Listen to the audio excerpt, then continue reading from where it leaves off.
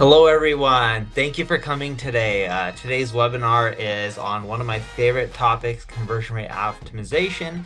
We're going to be talking about going from average to amazing. Lessons learned from optimizing 3,000 plus landing pages. So let's dive right in. My name is Neil Patel. I'm the co-founder of NP Digital. We're a global ad agency. Along with me today, I have Aubrey and Kyle. Aubrey, do you want to give a quick introduction of yourself? And then Kyle, you can do the same. Sure. Hi, everyone. I'm Aubrey Maloney. I'm the UX lead for the NP Excel SMB division of NP Digital. Happy to be here. Hi, everyone. I'm Kyle. I'm a senior CRO manager at NP Digital. Been doing agency CRO for around 13 years. So lots of landing page testing, and I'm excited to talk about landing page optimization today. Awesome. So let's dive right in. So we're NP Digital, over 1,000 employees, 60 plus clients, 20 plus countries, a lot of awards. Just keep in mind, we do a ton of CRO, so we wouldn't be getting a lot of the results, these clients, if the strategies didn't work. So what's really the secret to increasing your conversions? That's the $1,000,000 question, right? And that's what we're going to break down today. We may go a little bit quickly through some of the slides because that's because we have 76, 77 slides or so, but let's dive in. Well, before we dive into the secret to improving your conversions, you need to first figure out, are your landing pages letting you down or are they doing well? And this will help you with that. The average conversion rate for a B2B landing page is 1.8%. The average conversion rate for a B2C landing page is 2.1%. Your goal is to be higher than that. Now, of course, if your product's really expensive, like you're selling something for $1,000,000, you're not going to convert at 2% or even 1.8%. But you guys get the point. And depending on the industry you're in, these are roughly the average conversion rates. Now, keep in mind, a conversion for different industries means different things. For example, for professional services, it could be a lead. On the flip side, for a toy company, it could be actually selling a toy and shipping it to your house, right? So you have to keep that in mind. Conversion points are very different per industry as well. And the secret to more sales when it comes to CRO, well, there's a lot that goes into it. It's not just one thing. People believe it's, oh, you make one change, your conversion just go through the roof. That's not necessarily the case. It's a lot of little things that add up. Well, what you really need to first do with marketing is not just focus on how do I spend more money. You need to think about how can you get more out of your current traffic, because that allows you to scale your campaigns. A lot of people struggle scaling up their ads, their SEO, and a lot of different social media campaigns because they're like, wait, it breaks as they scale. A lot of times the reason it breaks is because the conversions aren't there. If your conversion rate was higher, you can then end up scaling up your campaigns more and in a much more profitable way. Now, example of a conversion rate, if you have 100 visitors, 10 put in their email address, that's 10 conversions, 10%. If you have 1,000 visitors and you're selling a product and 30 buy, that's a 3% conversion rate. These are all examples of how conversion rates work. If you want to increase your conversion rate, as I mentioned earlier, it's not just about tweaking your website. It's really understanding them, figuring out their objections and issues that they have, and solving those. When you do that, you're much more likely to grow your conversions versus just be like, oh, let me just change the color of this button. It's going to drastically increase my conversions. Typically, if a color increases your conversions by a lot, there's something else that's wrong with the page that's causing that. Color change usually doesn't have a 20% impact in conversion. Sometimes it can, but it's very rare. It's usually there's something else bigger on the page that's the issue. Sorry for the kids crying in the background if you guys can hear that. So what's the difference between CRO and UX design?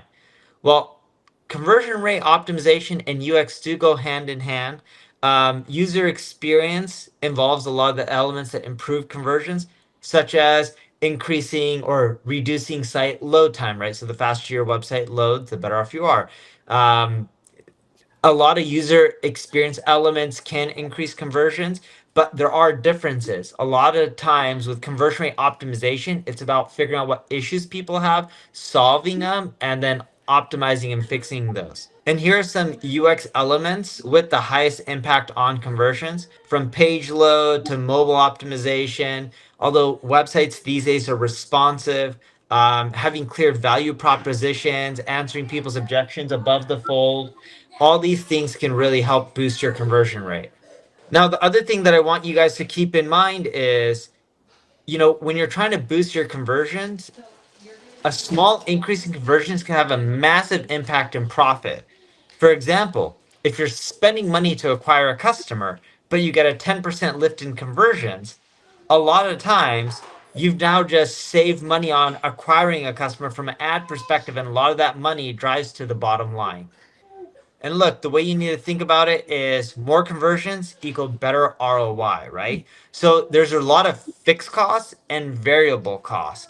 If your fixed costs are staying the same, which they do, but your variable costs start going down because you've optimized your conversions, what you'll find is you can end up generating a lot more revenue. All right, so let's talk about some of the fundamentals of CRO. So I think it all starts with understanding your audience. So knowing which ads and keywords are actually driving traffic to that landing page can help inform the content of that landing page, right? So, you want the headline to be, hyper relevant to the ad that they came from, and the content to kind of support their motivation or intent. But I've seen a lot of tests where, just changing the headline to kind of be continuous with the ad that they came from can have a huge impact. Another key element of conversion is calls to action. So in this particular slide, we're talking about a single call to action, which is critical. If you have several different objectives, sometimes that can distract visitors and they're not sure where to actually continue. So in this case, an overall increase potential of 371%. So this is a test that a client that I actually had, where we not only had a very clear CTA, which is that next step button, but we had a line of copy underneath the CTA, which was another chance to kind of communicate additional value and clarify kind of the objective from there, and saw a 6.5% increase. And we've actually run similar tests with this client on a variety of pages and continue to see impacts. I got to take a minute to tell you about the Agency Owners Association. This is a peer group for agency owners, think YPO or EO, but for agency owners. And I just wanted to read you a couple of testimonials. So this first one comes from Carrie, and we asked her, what do you like most about the group? She said, having a group of people to discuss and bounce ideas. The leads are great too. Yes, we share leads in this group as well. This one from Alian, he says, the ability to really post whatever I want and need, and the group responds. Great experienced members, getting a lot of insights from conversations with other members, getting a lot of value from sessions from Eric, getting advice from others as well. And so if you want to grow your agency faster and you want a peer group to do so, just go to marketingschool.io/agency. This is a group that both Neil and I created. And our hope here is to create a vibrant community of agency owners and do a lot more with it in the future. So again, marketingschool.io/agency, and we'll see you inside. So mobile optimization is kind of a hot topic. May seem obvious, but you'd be surprised how many clients, certain pages get neglected and they don't necessarily lay out correctly on mobile, any number of issues. And as time goes on, the share of visitors definitely is trending more mobile. According to Forbes, that's 96.5% at this stage. So and one thing to keep in mind too is some people are still using AMP for mobile. And what you'll find is AMP will take away a lot of your call to actions as well. So you got to figure out how to put them back in so you can get the mobile conversions. Yep. And here's an example. I believe this was actually Aubrey's team that ran this test. So I'll kind of let her run through this. But that's an example of the layout issues. Can you guys hear me? Yeah. Okay, sorry about that. By improving the scaling for Kier's product listing page for mobile devices, we just enhanced the visibility of that view detail CTAs and really streamlined user focus towards product pages.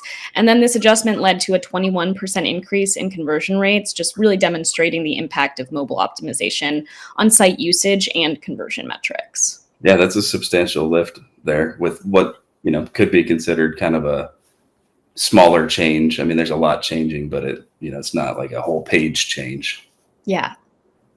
So here's kind of some of the hot mobile issues that we see a lot. Visual misalignment, which we talked about.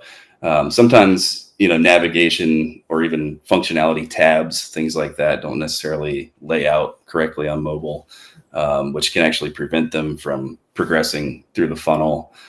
Broken CTAs, where, for example, the button's actually too small on mobile. A lot of times I see this a lot where images and icons get stretched out. They don't scale correctly, which just, display issues actually detract from credibility at that point. And then font sizes too is kind of a tricky one to make sure that everything is legible on smaller screens. And then mobile, obviously, potentially a different intent to where you may not need as much content or need certain content that you don't need on desktop. So kind of one of the key elements of testing is the ability to iterate and kind of home in on certain elements. So for example, you can kind of test your way into figuring out which value props and kind of messaging resonates, or even which kind of imagery your prospects like to see. So it's absolutely critical for taking an existing design and really kind of fine tuning it. The concept of A/B testing is relatively simple. You're usually using a testing platform, which what that does is randomly samples traffic between the two variants, the control and the variant that includes the change or the independent variable. And because they're randomly sampled, you can control for seasonality and other external factors and kind of get a good signal as far as whether that change actually caused the impact or not. So if there is a statistically significant difference, then you can say that the independent variable actually caused that. And on your end, if you have a lot of conversions and generate a ton of revenue and you don't want to test all your traffic, you don't have to. You can do a test with 10% of your traffic, 100%, 50%, 3%. You can literally pick. If you don't have tons of conversions, you're going to have to use 100% of your traffic. But again, you can, if you have a lot, you can start smaller, and if it starts working out, just, let it rip to 100% of your traffic. Yep, see that a lot. It's a good way to reduce risk for, if it's a pretty wild idea, you might want to reduce the traffic allocation. So at this point, 70% of marketers are invested or believe in A/B testing. And I think this is an interesting one because it's still continuing to grow. Like, I feel like there's still room to kind of get A/B testing baked into the normal process of product managers or website managers and things like that. So I think there's still growth here, but it's more common than it's ever been, which is good. All right, quick note. This is about my company. It's called Single Grain, and Single Grain is an ad agency where we're focused on driving innovation. I want to talk about a couple of new strategies, and if you need help with marketing, great. If not, here are a couple of new strategies that you should try out. One is programmatic CRO. So we are doing programmatic conversion rate optimization on our site. So it's building products that will automatically optimize your site to increase conversion rates. We're also auto-optimizing, auto-updating from an SEO standpoint, and we're constantly thinking about what else we can do in terms of enriching the visitors that are hitting your website and also tailoring custom messages for them using AI. And so there's a handful of things that we're doing from a marketing standpoint, and our mission is just to drive more innovation. So if you want to learn more, just go to singlegrain.com, grain like rice. So singlegrain.com to learn more, and we'll see you inside. If you do find a winning variation, you should really strive to get that implemented as soon as possible, because you don't want to leave revenue on the table. So if you can hard code the changes, the winning variant, that's ideal. If not, a little tip is that using the testing platform, a lot of times you can push 100% of traffic to that winning variant if there's, limited dev resources or something of the like. But in general, you don't want to necessarily leave money on the table, so to speak. So this is actually something we run into quite a bit with clients, is trying to figure out how to get these things implemented. All right, let's identify some core CRO strategies as well as some factors that can contribute to harming your conversion rates. First, Poor form design leads to user fatigue and frustration, causes mistakes or abandonment. But in contrast, good design principles make forms easier to use, to complete by avoiding unnecessary details and confusion, helping users stay engaged and complete the form efficiently. So form field reduction is really ground zero for bottom of funnel conversion optimization. One key principle is less is more. Reducing form fields is a fundamental tactic for boosting conversion. This approach really requires just minimal effort and resources while offering significant potential gains. When optimizing forms, just questions of the necessity of each field. Is phone, fax, or address information truly needed? And focus on asking only what's relevant to really streamline that user experience and enhance those conversions. Household name, David Ogilvy once said, on average, 5 times as many people read the headlines as read the body copy. So when you have written your headline, you have spent 80 cents out of your dollar. This just really underscores the crucial role of a compelling headline in capturing attention and driving engagement. Obvious changes to headlines and imagery are effective, but small tweaks can also make a big impact. Adding the word now in this example to a blog title boosted conversion rates by 120%. And again, it just highlights how subtle, even subtle changes like creating a sense of urgency and intent in the language you're using can significantly enhance that effectiveness of your headlines.